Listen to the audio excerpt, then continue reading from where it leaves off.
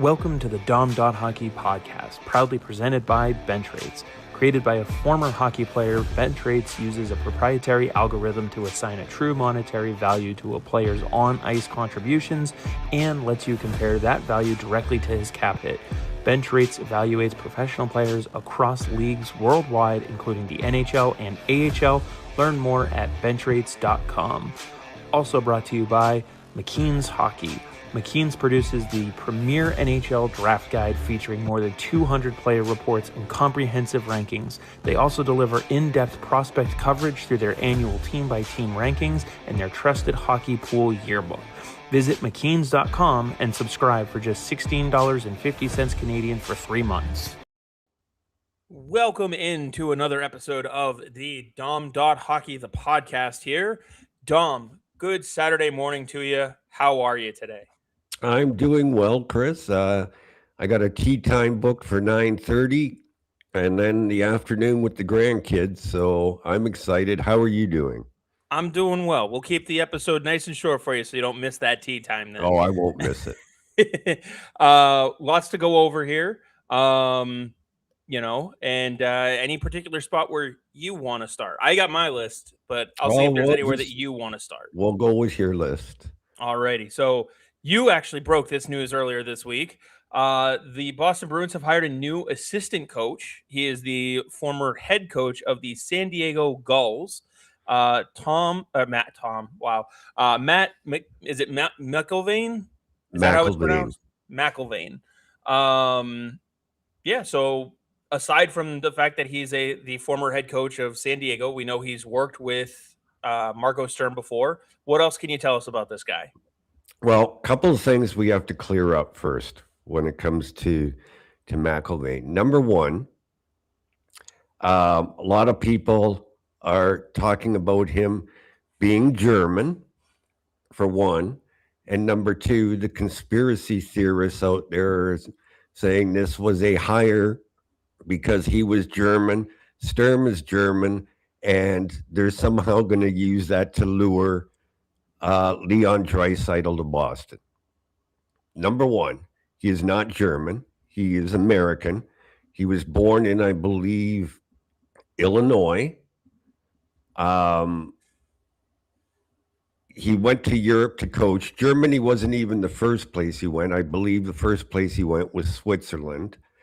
And number two, so he's not German, and it's not being used to lure Leon Draisaitl to Boston. So Twitterverse can relax. There's a lot they need to relax about. Yeah. So I thought you were going to say that, this means they're going to go after Mason McTavish now. Yeah, you never know. The other thing that nobody is even talking about is how much he wanted to come to Boston. Before the signing, like the ink on his new contract wasn't even dry when he left the Ducks organization to join the Bruins. He signed an extension with the Ducks to coach San Diego less than 6 weeks ago. So this is something that he wanted. Now, I know somebody in the Ducks organization. Talked to him. He also put me in touch with somebody in the San Diego organization. And the things that they talk about are really intriguing with him. First and foremost, his communication skills. He's excellent with the young players. He's excellent with the veterans. He demands adherence to the system. He's a very X's and O's type coach, but he doesn't rule with an iron fist. He uses that communication skills that he has to work with the players. Number two that they rave about him is how good he is with young players. And that he's more than willing to let them play to their strengths as opposed to trying to turn them into something they're not, as long as they grasp the system that he wants to play. The third thing they rave about is how good he is at the transition game and creating a fast, quick, and accurate transition from defense to offense. Um, for me, it doesn't come without issues. It remains to be seen how Sturm divvies up the work. He's barely coached defensemen. He's more so coached forwards. He has coached a PK, but his strength is on the power play, and they already have Steve Spott for that. um, so it'll be interesting to see how Sturm divvies it up. Um, how much he helps younger players like Fraser Mitten and Murat Hustadinov get to the next level, how he helps James Higgins come along, Matthew Poitras come along if he's still with the organization. But more importantly to me, well, the defensemen as a group, but especially Mason Lohrei. And we talked about this last week, how Jay Leach, and I've been very hard on Jay Leach for well over a season now. For quite some time, yeah. Yeah. A few years ago, Mason Lohrei was so good in a half a season that everybody was saying how he's finally arrived.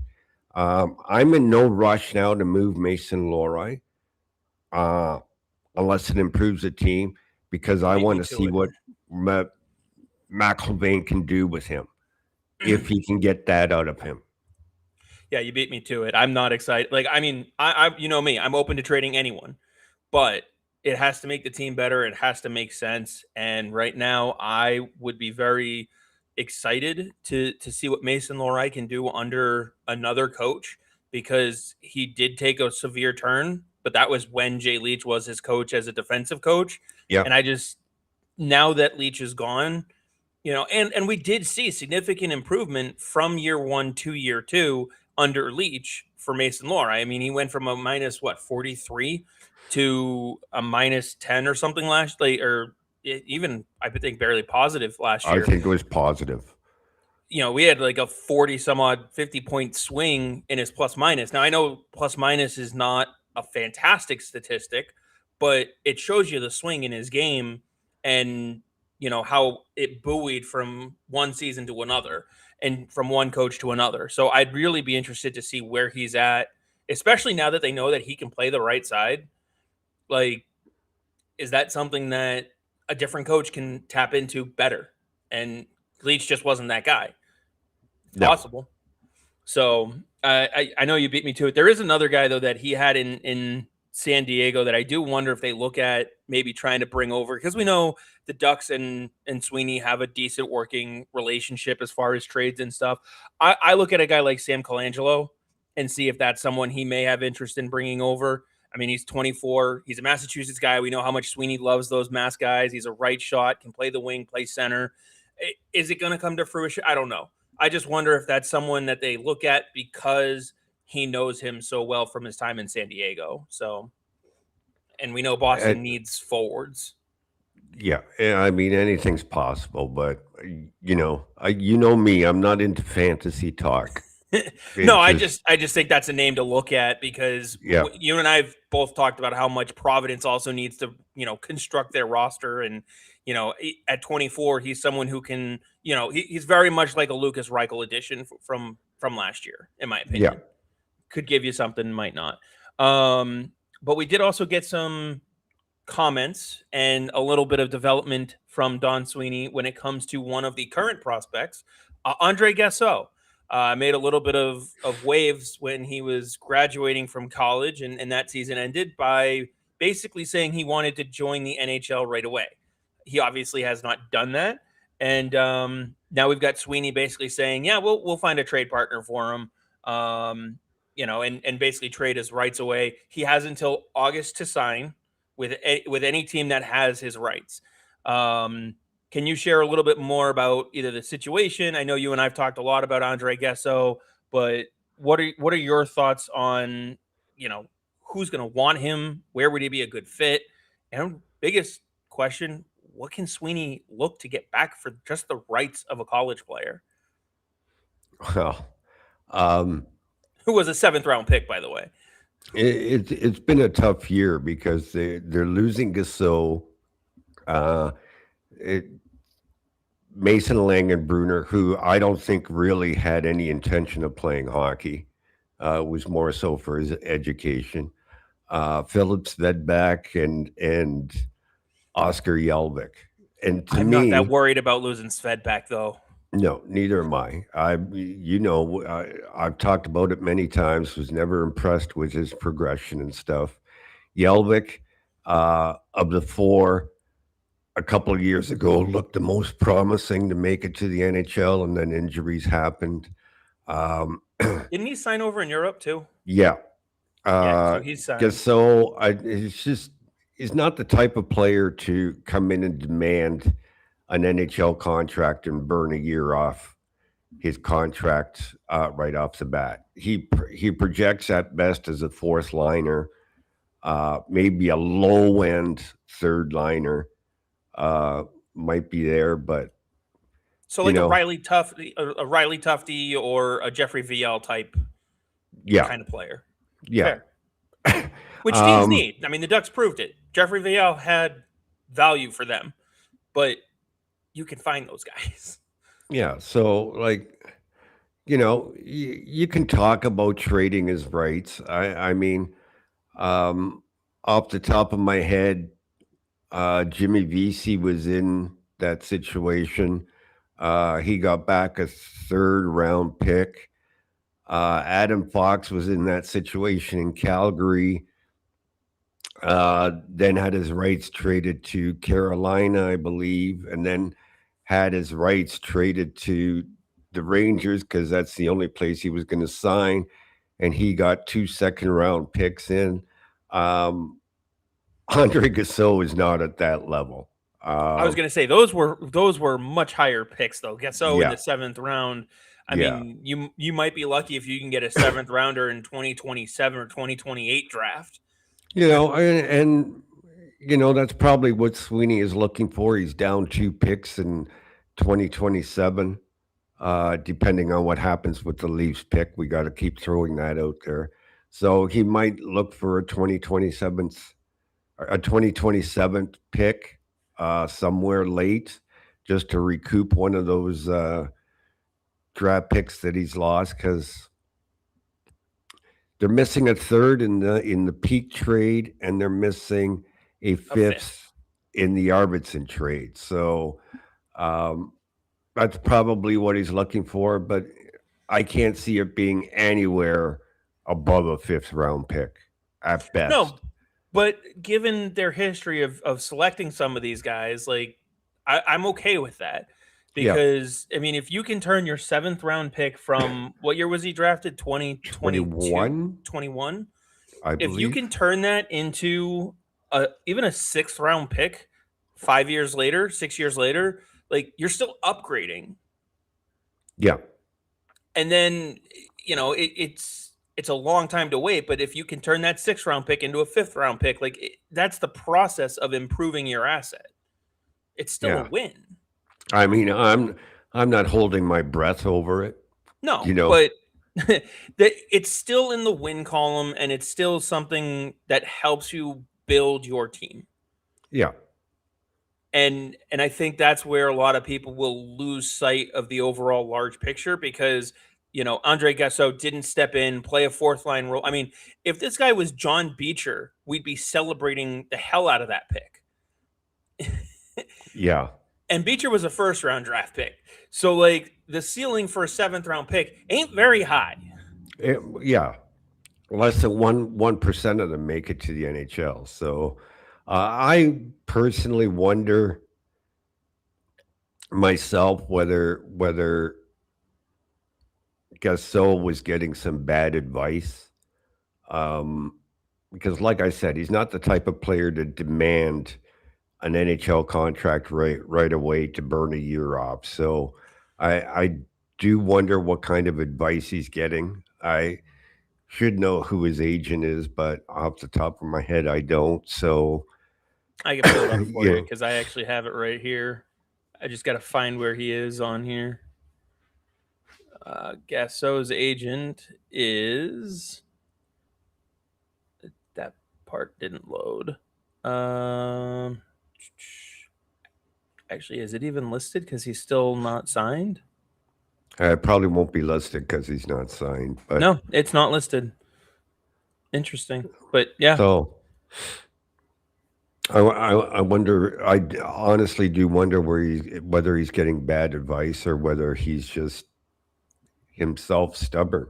I, And I will I will just add to that because I'm glad you mentioned it. The with Larkin's name out there, there's a lot of humor being thrown around about what about the Team USA group chat, and now players are demanding a trade because of it. And I'm just glad that you mentioned it because it is something that players, as much as fans, need to be weary of. Because just because Quinn Hughes is able to go out and tell Vancouver, I want to trade and this is where I want to go to, or we got Cale Makar speculation is going to start because he's only got a year left on his contract. You've got Matthew Tkachuk who demanded a trade. Like Andre Gasseau does not have the clout that those guys have, and while he can no, sit there and say I want a trade, isn't it nice to want Andre Gasseau? I would much rather be in your position where I can say I want something like that. I want to be in your position. How's that sound? Like a lot of players, the majority of players don't have that type of leverage, and they have to be careful about who's telling them what they should be doing and how they should be approaching things. And CJ Kelly is mentioning in the chat that it's Pat Brisson. that's I was going to say that, but I wasn't absolutely sure. That was the name I Um, had in my head as well. um, I'm surprised that Brisson would be giving him that type of That's why advice. I'm with So you. I wonder if he's actually listening to somebody else, and because we've said it before, we've talked about it countless times. The agent works for the player, yeah, so if the player is getting advice from, a friend, a parent, a teammate, wherever, and they make their decision, this is what I want to do. Then the agent is going to hear, this is what I want to do. Go make it happen, and then it's on the agent to do his best to make it happen. yeah, So he can say, I don't agree with that path, but I'll do my best to help you get it. If he says, no, I'm not doing that for you, the player's just going to go, all right, you're fired. I'll go hire someone else who will do it yeah. for me. So, a lot of people blame the agent, but really the player has a lot more control than people want to let on. You good to move on though? You got any other thoughts? Well, I'll just say if I was his agent, I wouldn't be too concerned about losing 5% of a eight hundred No, and $50,000 contract. especially if I'm Um, Pat Brisson. yeah, it's there comes a point where an agent's got to say, you're not being realistic, Yeah, and that's the kind of and agent that you want to have yeah, so that you don't have if false expectations. if you feel you're this and I think you're this, then you're probably better off going to find a new agent. Like I said, 5% of $850,000 contract ain't worth wasting my time and getting a headache worrying about um, A player like what. Andre Gasseau. Right, exactly. And I mean, I don't want to knock the kid. You've heard me mention my concerns with him for 4 years now, and he stuck it through, and he got himself to this point. So credit to him. But he is what he is. And, he may. It's very possible if another team takes a chance on him, something clicks and he elevates himself up and Yeah, finds something in his game that we just haven't seen yet. It's always possible. But yeah. when you're playing the odds, it probably isn't going to happen. I know you also wrote an article earlier speaking about players who are playing some odds here and hoping for the next step. Uh, the Bruins have several players who are up for qualifying offers this year. Most of them spent a lot of time in Providence last year and for some of the preceding seasons.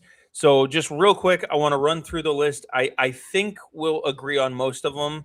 And obviously Providence needs a roster. So most of them Yeah, I don't really see harm. they've only got 9 players for next year. And 2 of them are goalies. So do they really count? So Actually, they only have one goalie. If depending on what happens with DiPietro, right?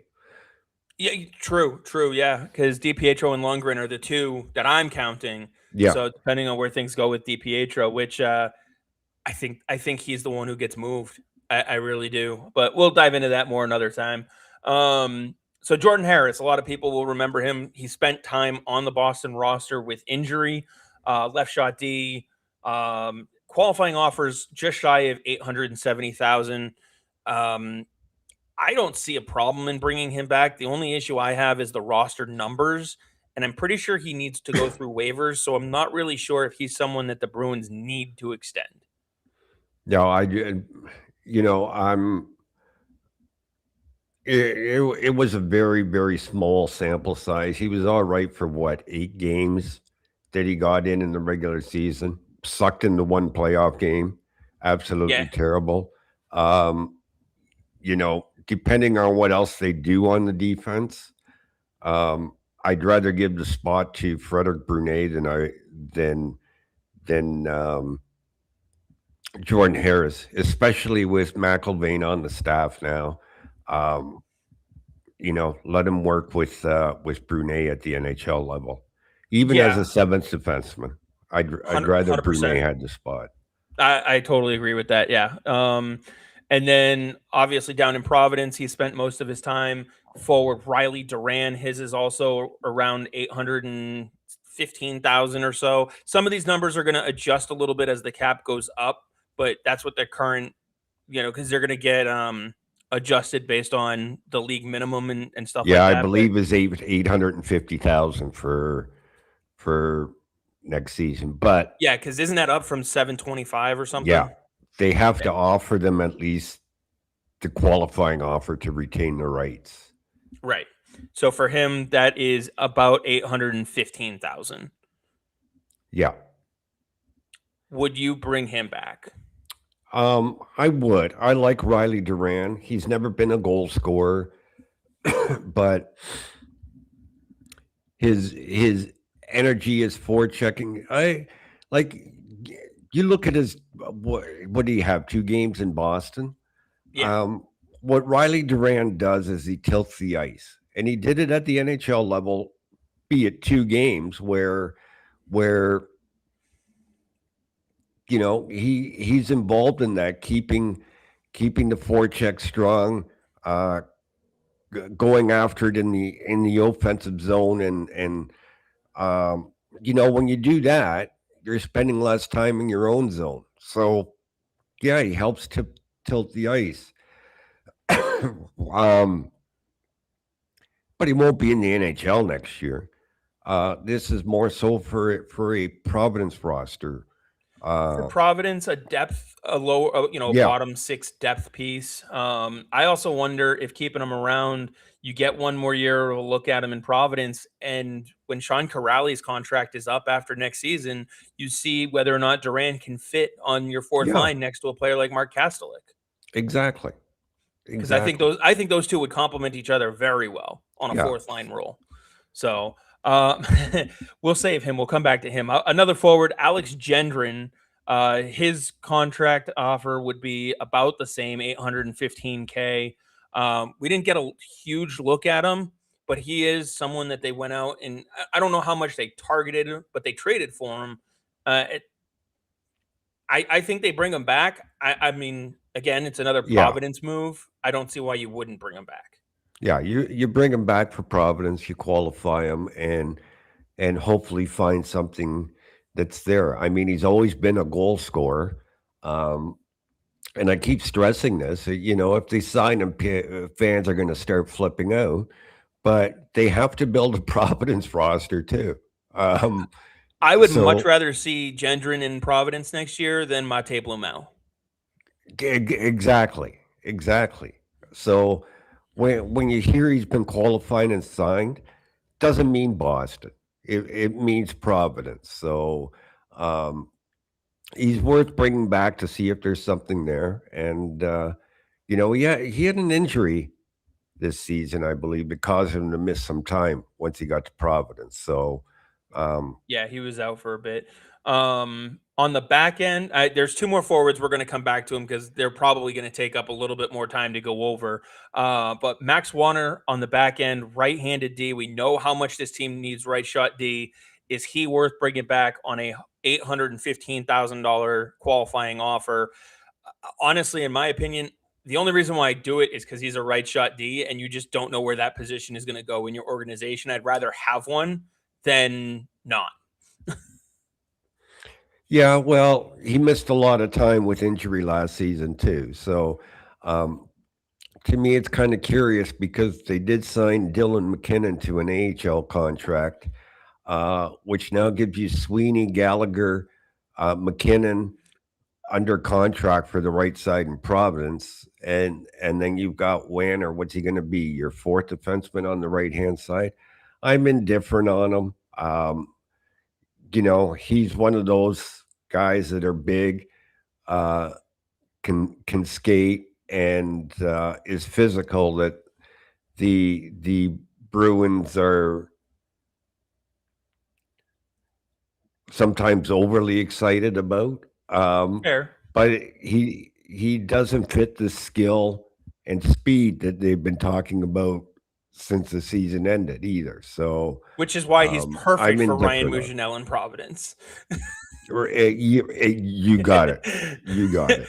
Again, my only thought is I hope they upgrade Gallagher to an NHL contract. I think there's something there to work with. Obviously, he still needs more time in Providence, but he worked Yeah, really well with Frederic Brunet, and that's a third pair in the NHL that I really think could continue to work well together if you're able to keep those two exactly. There together. was there was a time Gallagher was Providence's best defenseman, Oh yeah, and and he missed time with and injury. I've been arguing all season they got to give this guy an NHL contract. Do you worry at all a different team might see what Gallagher brings to the table and offer him an NHL contract? Or do you think if that happens, Boston would just go, here's ours to match? I think they would match it, but while other teams are allowed to do it, they kind of shy away from it because just like qualify or offer sheets, they try and stay away from it because they don't want somebody else doing it to them, Exactly. right? Exactly.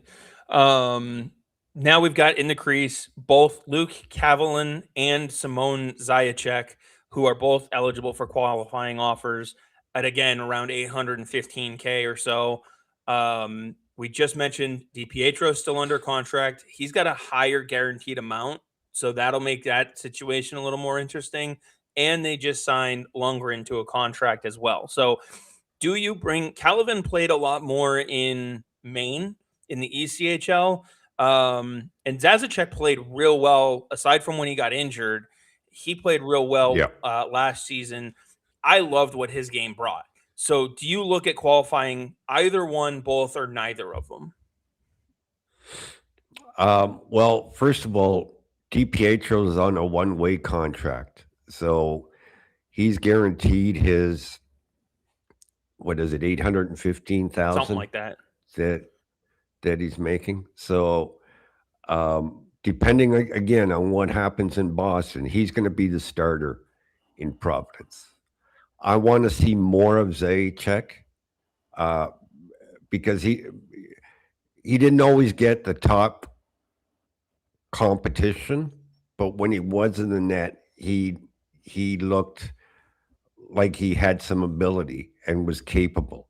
So the injuries kind of screwed us from getting a really good look at him, and for that reason alone, I'd like to see him again.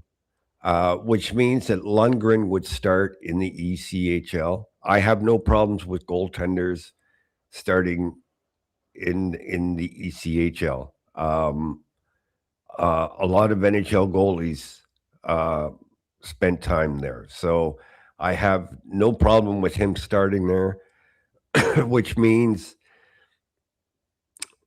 would Cavallin want to come back knowing that basically he's going to be the number 4 goalie uh, in Providence? I don't know. He might be looking for a better opportunity.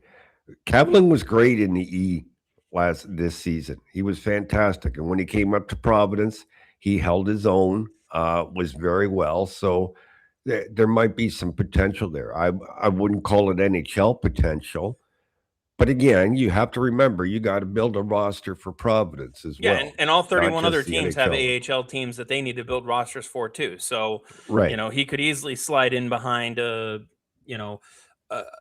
a different young, he could be the young guy looking to take over from a starter like Utica comes to mind, Nico Dawes. Something's got to happen there. So, depending on what they do, that might be an opportunity for him to get full AHL action instead of, tweener time. So, of the two, I would select Zazacek to bring back myself. I really liked what I saw in his game, and I think he's got the higher NHL upside. So, of the two, you got limited goaltending spots. So, of the two, he's the one I would bring back.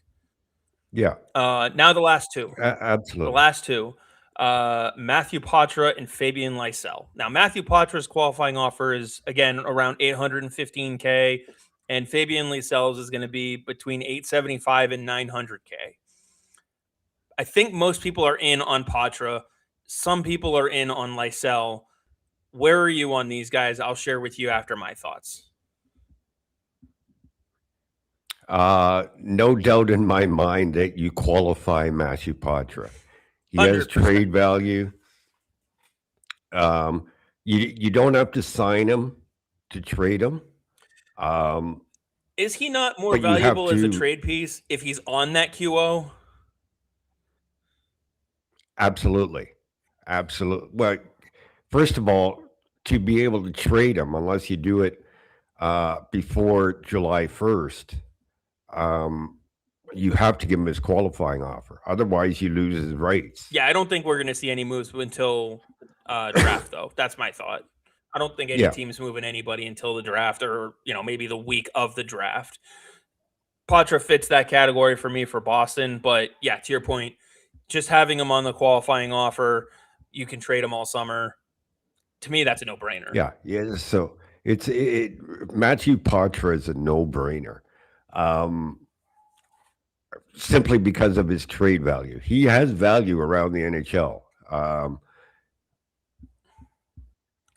Whether people believe that or not, well, that's up to them. But yeah, absolutely, you qualify. So last but not least, the fan favorite, Fabian Lysell. Where are you at with him?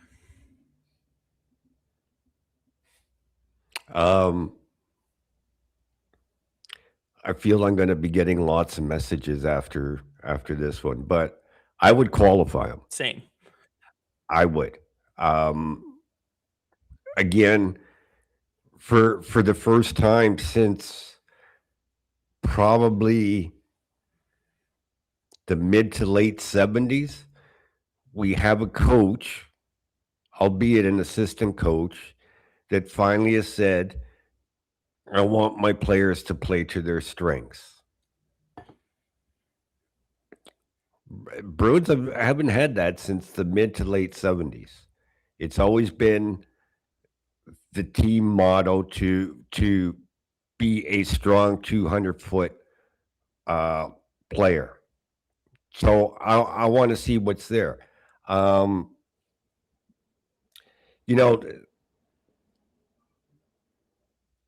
lot of times people question my compete level for that I had Fabian Lysell at when I did my prospect rankings, and the difference between the AHL and NHL to me was wide. His compete level for some reason in Providence was down here, but when he got to the NHL, it was up here. Sort of like Jonathan Aspro. We touched on it last week. The only reason he stayed in the lineup is because he worked his ass off. And why? His compete level went way up here. So with a coach like McIlvane coming in, um, I want to give him this shot and see what happens.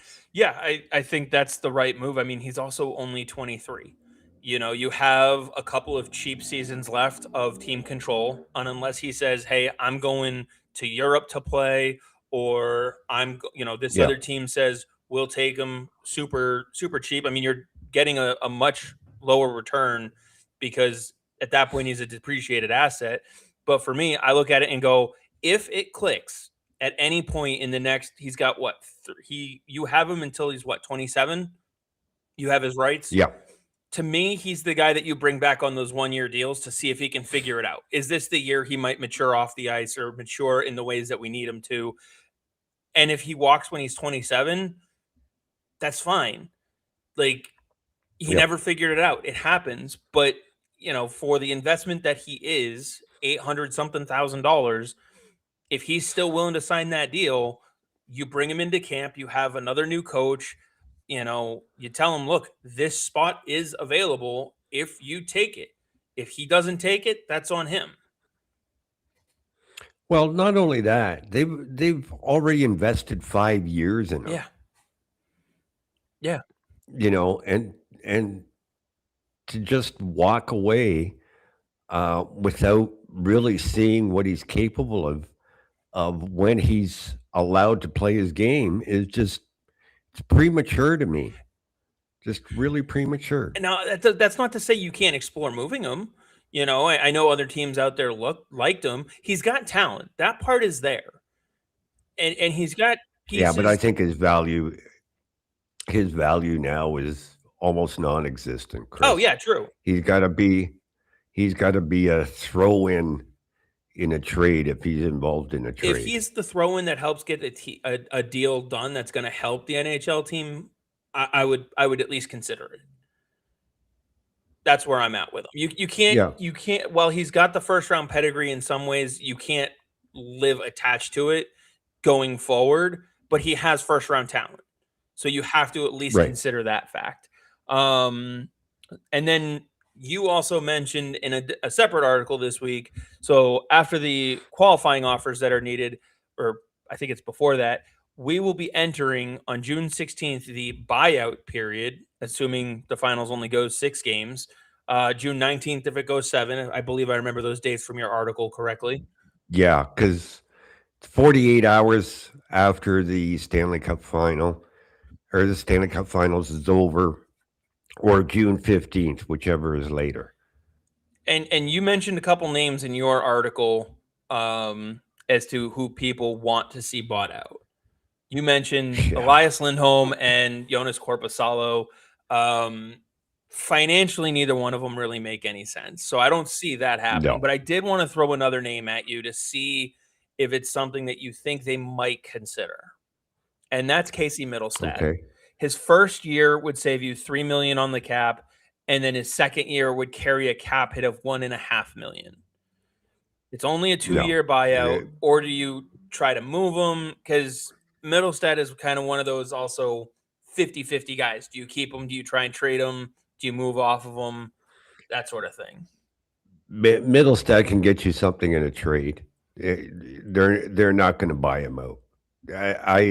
I can't see the Bruins buying anybody out this year. I'm with you on that. Because the other names that I was looking at were Kuraly, Steves, and Yoki Haru, and I just look at them, I go, you just gave them these contracts. What kind of message does that send? You're not buying these guys out. You just invested in them.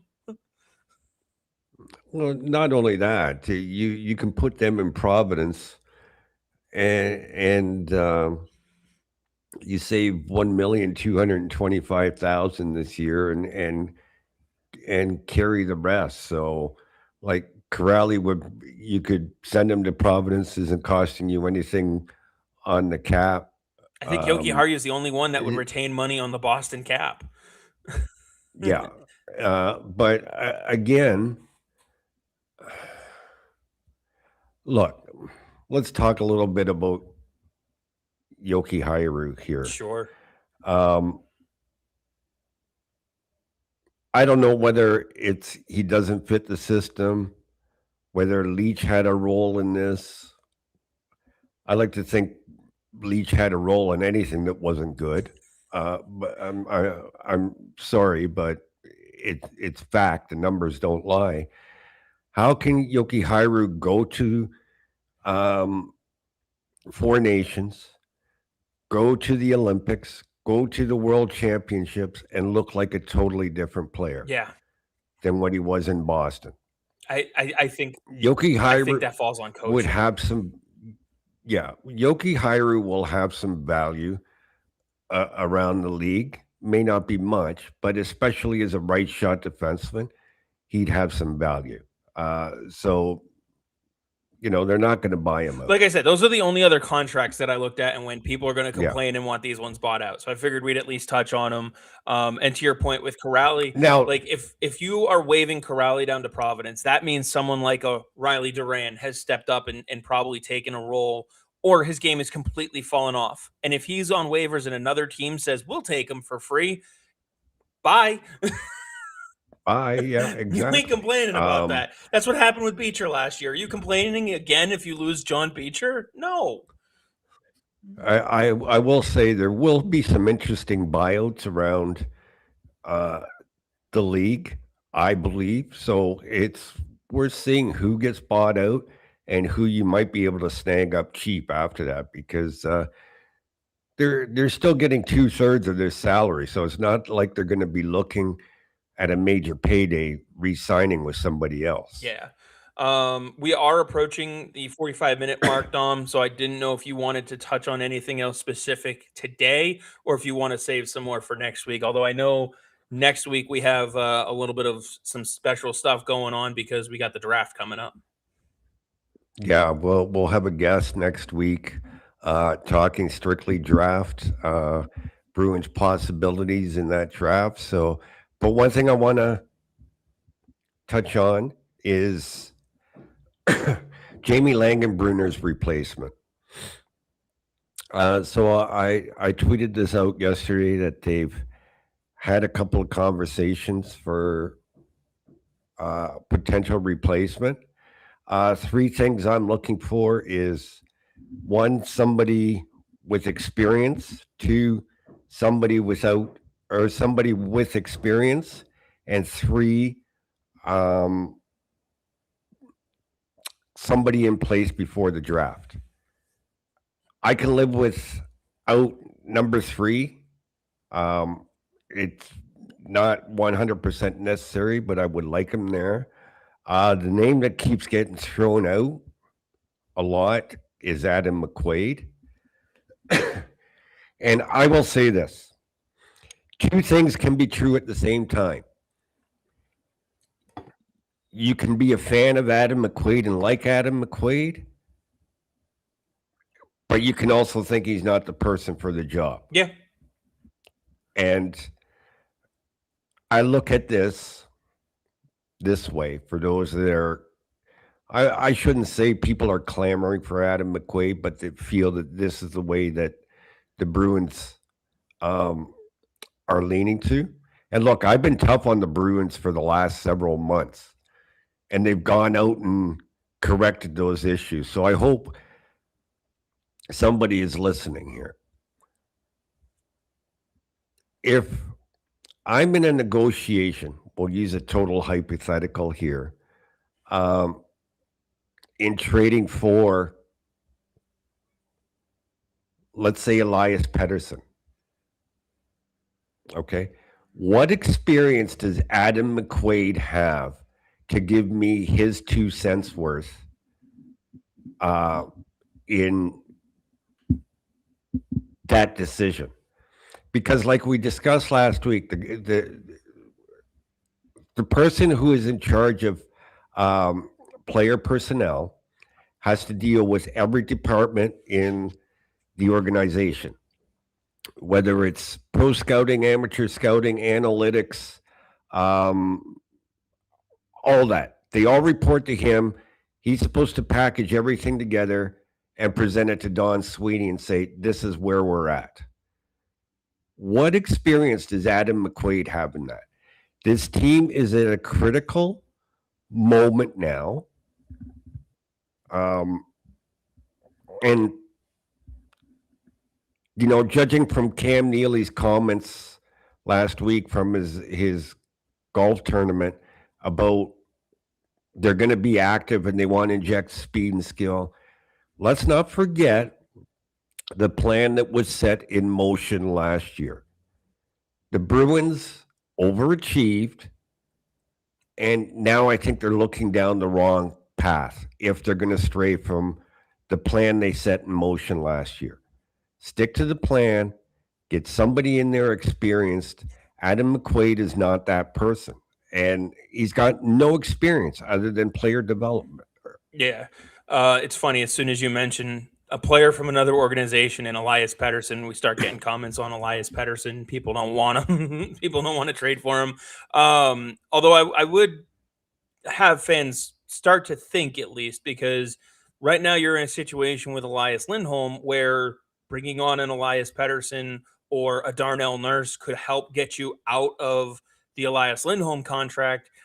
Again, that's not the entirety of the deal, but if you're Don Sweeney, Dom, are you looking at an option, whether it's Elias Pettersson or, someone like that, Darnell Nurse, who just asked out, where you can trade probably your worst contract, which is Elias Lindholm at this point, for someone who also has a bad contract, but can help you in other ways? First of all, when I mentioned Elias Pettersson, he was a hypothetical. It's an example. I know in your example, it was a hypothetical. So Tyler, I know, and I didn't tell him to use him as an example. It's just, again, same thing in mine. I'm using these guys because they're the names that are out there right now that also have bad contracts.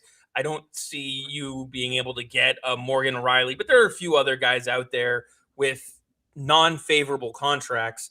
And ultimately, would you trade your bad contract for another bad contract if it meant that player could play a position of need? I'd be open to anything, but one person does not make the decision. Ultimately, it falls down to one person, which is Don Sweeney. But even then, Cam Neely can come around and say, no, we're not doing that. Or Charlie Jacobs could come around and say, no, I'm not spending $11+ million on that player. So it goes back to the point where, okay, Dennis Bombi, who's the head pro scout, will have a lot of input. Analytics will have a lot of input. But we need somebody in that player personnel department with experience to say, to give his opinion. And the whole point of this conversation is Adam McQuaid that person or not? And I just don't think he has anybody that experience. I agree with you. No, anybody who says he is just a fan of Adam McQuaid, the hockey player, and is trying to escape reality here. Yeah, pretty much. Yeah, next week, like you said, we'll talk more about the draft. We have some stuff planned for that. And then, as long as we have stuff to talk about, you and I will be here Saturday mornings, Dom. We're just shy of an hour. I know we want to keep these things nice and quick. I'll give you any final thought here. Beyond that, I think we can touch on the forward group, the lineup, as time goes on. We don't need to cram all that in 10 minutes here. So did you have any other bullet points that you wanted to go over? No, that about covers it for today. I just want to wish you luck on Monday. You're going in for a procedure. Hope all goes well and that we see you here next weekend because we'll be talking all draft. So good luck to you. Thank you much. And I'm looking forward to next week's show. It should be a fun one as we go over the draft. And as always, go Bees. Go Bees. To the Dom.Hockey Podcast, proudly presented by Bentrates. Created by a former hockey player, Bentrates uses a proprietary algorithm to assign a true monetary value to a player's on-ice contributions and lets you compare that value directly to his cap hit.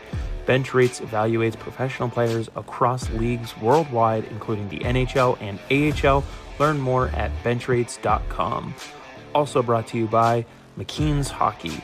McKeen's produces the premier NHL draft guide featuring more than 200 player reports and comprehensive rankings. They also deliver in-depth prospect coverage through their annual team-by-team rankings and their trusted hockey pool yearbook. Visit mckeens.com and subscribe for just $16.50 Canadian for 3 months.